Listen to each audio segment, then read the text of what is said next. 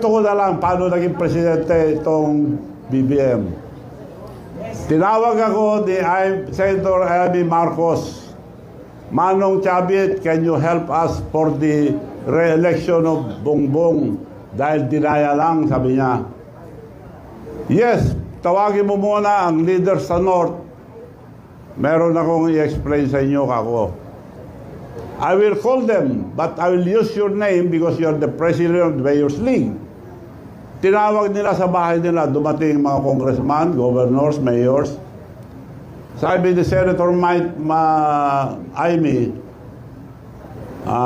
thank you for coming so we can start the early campaign of Bongbong for Vice President.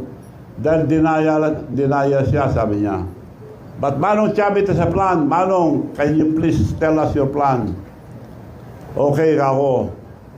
Alam natin lahat, napakalakas ni Sara ngayon, walang kalaban. Now, gusto mo Vice President, mag-campaign na tayo maaga.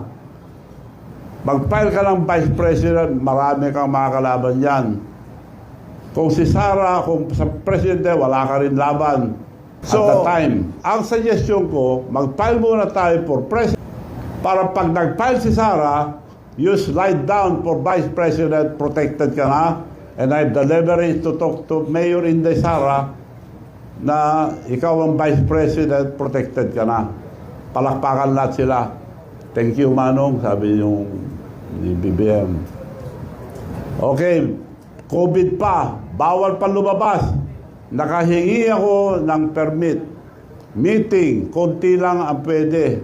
Hindi pwede malaking meeting.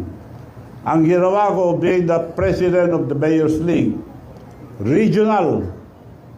Kaya humingi ako muna ang pamanhin at patawad sa mga mayors na kinausap ko na nakumbinsi. Dahil parang nabudol tayo. Alam mo, sabi ni BBM, Manong, ang swerte ko, ikaw ang presidente ng Mayor's League. Nung tumakbo ko noon, malaman lang ako isang mayor. Ngayon, puro mayors ang minimit natin. Region by region, region by region, region by region. Pinasyalan namin lahat ng region. Wala siyang gastos.